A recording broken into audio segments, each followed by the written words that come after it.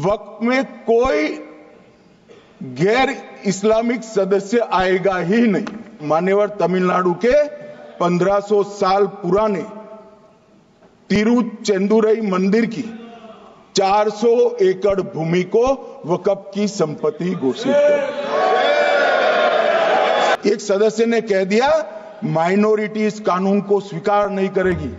क्या धमकाना चाहते हो भाई? संसद का कानून है, सबको स्वीकार करना पड़ेगा। स्वीकार नहीं करेंगे मतलब क्या है? कैसे बोल सकते हैं कोई? हम कानून को स्वीकार नहीं करेंगे। दान उस चीज का ही कर्ज किया जा सकता है जो हमारा है। सरकारी संपत्ति का दान मैं नहीं कर सकता मान्यवर किसी और की संपत्ति का दान मैं नहीं कर सकता। दान उसी चीज का किया जाता है जो हमारा है। मान्यवर इसी विषय पर ये सारा जो बहस चल रहा है, ये पूरा झगड़ा जो चल रहा है, आपने नॉन हिंदू को रख दिया और नॉन मुस्लिम को रख दिया, गैर मुस्लिम को रखा। वो झगड़ा वक्फ में दखल करने का है। पहले तो वक्फ में कोई गैर इस्लामिक सदस्य आएगा ही नहीं, ये स्पष्टता समझ लीजिए। ना मुतवल्ली गैर इस्लामिक होगा, ना वाकिफ गैर इस्लामिक होगा। मान्यवर वहां कोई प्रोविजन नहीं है। जो धार्मिक संस्थाओं का संचालन करते हैं उसमें कोई गैर मुस्लिम व्यक्ति रखने का प्रावधान किया भी नहीं है, हम करना भी नहीं चाहते हैं मान्यवर। इसलिए जो बड़े बड़े भाषण करते हैं कि समानता का अधिकार चला गया, दो धर्मों के बीच में समानता नहीं रही, मुसलमानों के धार्मिक अधिकारों के बीच में दखल खड़ी हो जाएगी, कुछ नहीं होने वाला मान्यवर। इस दृष्टि से देखें तो 1995 तक वक्फ की काउंसिल और वक्फ बोर्ड था ही नहीं, वो तो 95 से आया। और मान्यवर ये जो भ्रम खड़ा किया जाता है कि ये एक मुस्लिम भाइयों के धार्मिक क्रियाकलापों के अंदर, उनके दान की हुई संपत्ति के अंदर दखल करने का है, ये बहुत बड़ी भ्रांति फैलाकर माइनॉरिटी को डराकर अपनी वोट बैंक खड़ी करने के लिए किया जा रहा है मान्यवर। कहां पर गैर मुस्लिम सदस्य रखे जाएंगे? परिषद में और वक्फ बोर्ड में। उसका काम क्या है? उनका काम धार्मिक क्रियाकलापों को कुछ चलाने का नहीं है।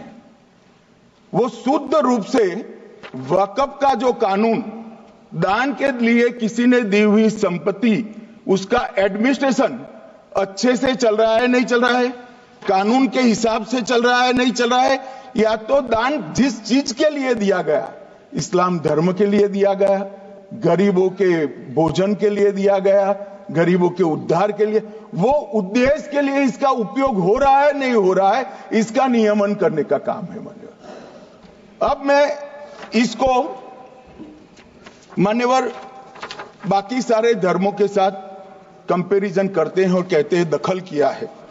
मैं उसको स्पष्ट करना चाहता हूं। मान्यवर वक्फ जो है वो हमारे यहां ट्रस्ट एक्ट है, इसमें ट्रस्ट है। तो ट्रस्ट के अंदर जो ट्रस्ट को बनाते हैं वो ट्रस्टी होते हैं और एक मैनेजिंग ट्रस्टी होते हैं।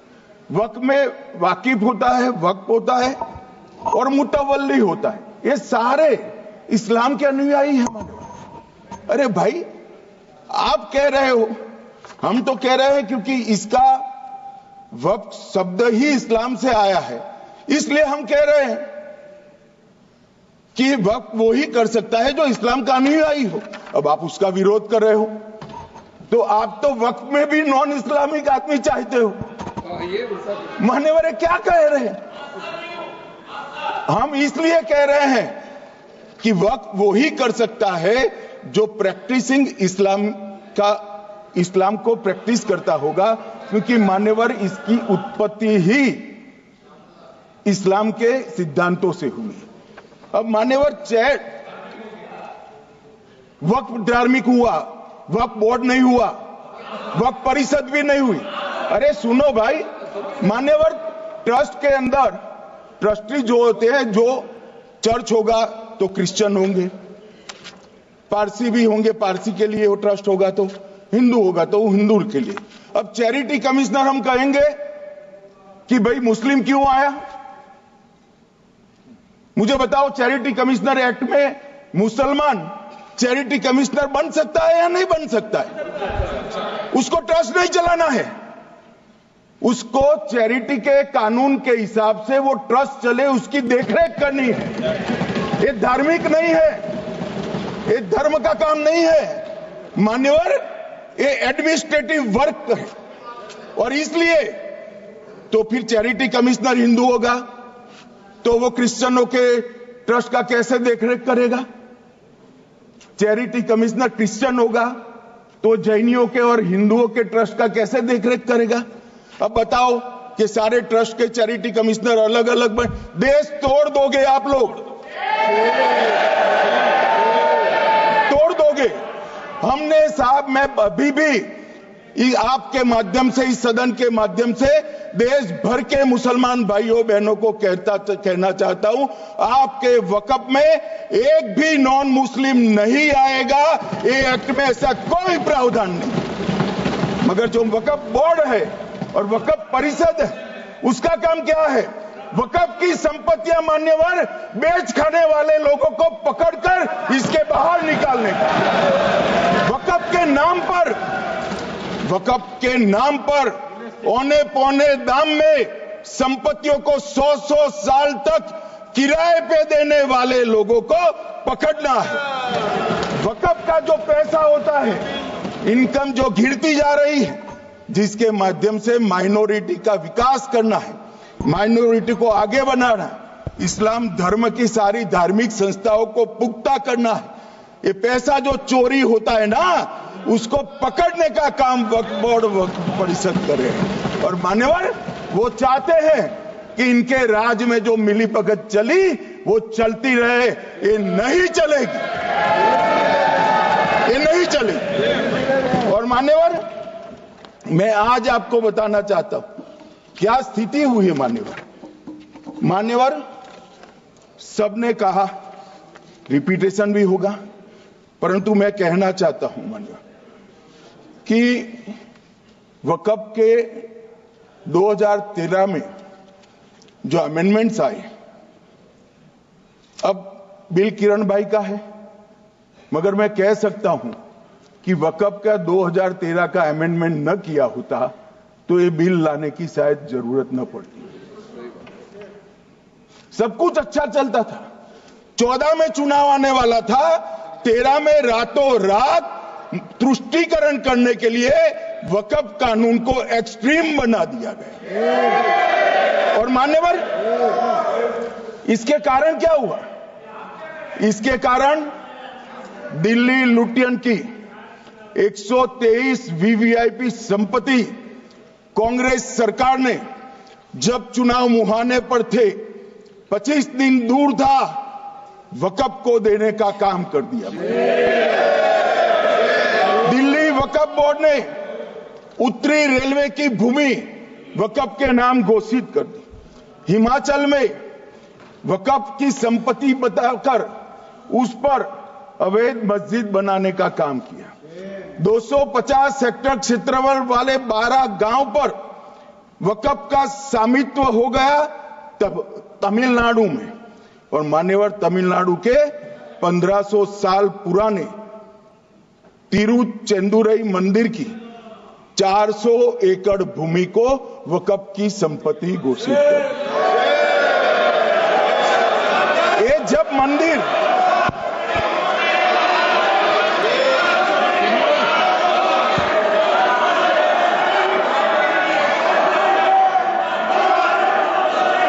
आपको मौका मिले जब अपनी बात कह देना, प्लीज बैठिए।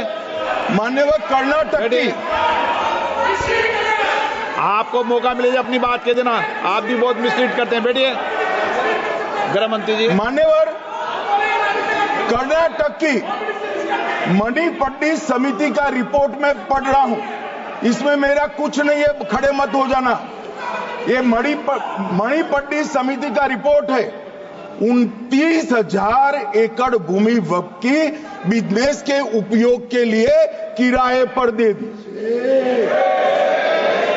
मान्यवर, 2001 से 12 के बीच 2 लाख करोड़ की वक्फ की संपत्ति निजी संस्थानों को हस्तांतरित कर दी 100 साल की लीज पर।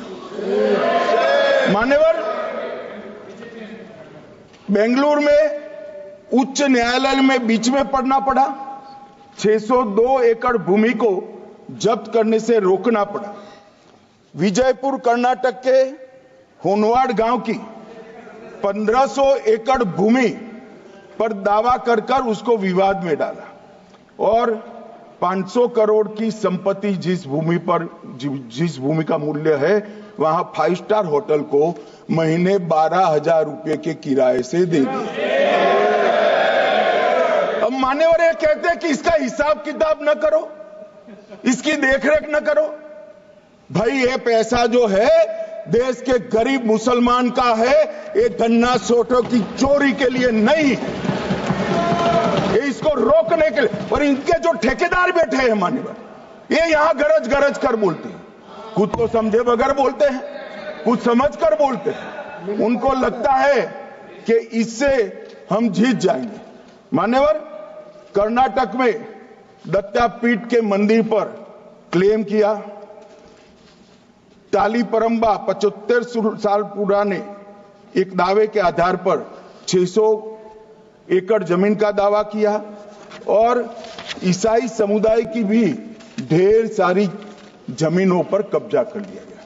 मान्यवर, आज देश के कई गणमान्य चर्च और चर्च के समूह वक्फ बिल का समर्थन कर रहे हैं। उनको लगता है कि इसका विरोध कर हम मुस्लिम भाइयों की सिंपैथी जीतकर अपनी वोट बैंक पक्का करेंगे, उसमें कोई फायदा नहीं होगा अखिलेश। इसलिए कि 4 साल में मुस्लिम भाइयों को मालूम पड़ जाएगा कि कानून तो उनके फायदे में है। और इसके साथ ये दक्षिण के सारे जो सांसद बोल रहे हैं, अपनी अपनी कॉन्स्टिट्यूएंसी में सारे चर्च को मान्यवर नाराज कर रहे हैं, उनको पता नहीं, सारे चर्च को नाराज कर रहे हैं। सारे चर्च ने रिजोल्व किया है कि हम खिलाफ इसका हम समर्थन करते हैं। मान्यवर, तेलंगाना में 66,000 करोड़ की 1700 एकड़ जमीन पर दावा कर दिया। असम में मोरीगांव जिले की 134 एकड़ भूमि पर दावा हुआ। बिहार का मैं लालू जी के कोर्ट के साथ बाद में बताता हूं। गुरुद्वारा से संबंधित हरियाणा की 14 मरला भूमि को वक्फ को सौंप दिया। और मान्यवर, प्रयागराज में चंद्रशेखर आजाद पार्क को भी वक्फ घोषित किया। और मान्यवर, महाराष्ट्र के वडानगे गांव में महादेव की मंदिर पर दावा किया और बीड में कंकलेश्वर मंदिर की 12 एकड़ जमीन वक्फ बोर्ड ने जबरन ले ली। मान्यवर, ये सब जब जो चल रहा है, इसमें आज भी मैं स्पष्ट करना चाहता हूं, वक्फ जो कि मुस्लिम भाइयों की धार्मिक क्रियाकलाप और उनके बनाए हुए दान से ट्रस्ट है, उसमें सरकार कोई दखल करना नहीं चाहती है। मुतवल्ली भी उनका होगा, वाकिफ भी उनका होगा, वक्फ भी उनका होगा। परंतु वक्फ की संपत्ति, इसका रख रखाव ठीक से हो रहा है नहीं। वक्फ का संचालन कानून के हिसाब से हो रहा है, निजी उपयोग के हिसाब से। सैकड़ों साल पहले किसी बादशाह ने दान किया, हमारी भाषा में कहो तो धर्मादा किया। अब इसकी संपत्ति को आप 12,000 रुपये में 5 सितारा होटल बनाने के लिए दे देते हो, ये उचित है क्या? भाई वो पैसा गरीब मुसलमान के कल्याण के लिए करिए, तलाकशुदा महिलाओं के कल्याण के लिए करिए, जो अनाथ बच्चे हैं उसके कल्याण के लिए करिए। मानिए, और ये करने की जगह बेरोजगार मुसलमान युवाओं के लिए स्किलिंग का काम करिए, लाखों करोड़ों रुपए की भूमि मान्यवर और इनकम 126 करोड़ रुपया। रेलवे की जितनी जमीन है, जिसमें हजारों करोड़ लाखों करोड़ का रेलवे का कारोबार चलता है, इतनी भूमि वक्फ के पास है और इनकम 126 करोड़ रुपए। मान्यवर कहते हैं कि इनकम का क्या उद्देश्य है?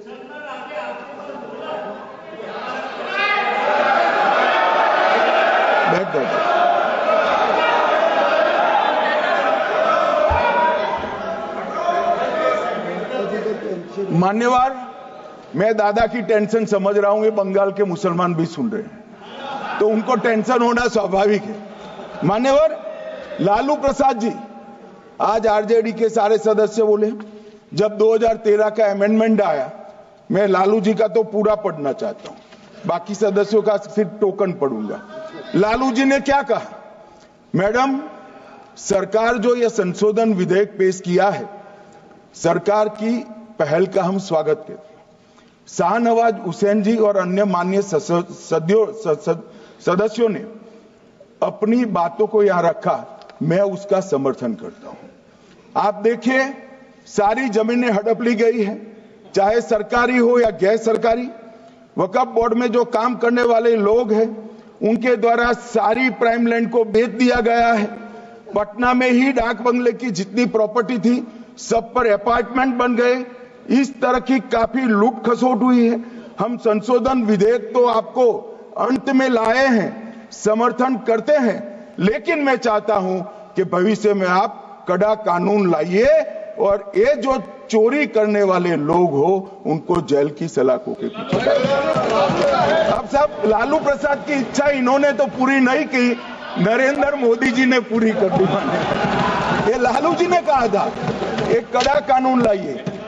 मान्यवर शरीफुद्दीन शरीफ, उन्होंने कहा, मंत्री जी समझते हैं कि शायद इससे मुसलमानों का वोट मिल जाएगा, लिहाजा मुसलमान लोगों ने भी खुद ही तबाही मचाई है, इसलिए मैं गुजारिश करूंगा कि इसके लिए आप सख्त कानून बनाइए, उनके हाथों में हथकड़ियां पहनाइए और जो उनके कब्जे किए हैं, वो जमीनों बेचकर गरीब और तलाकशुदा मुस्लिम बहनों का कल्याण करिए।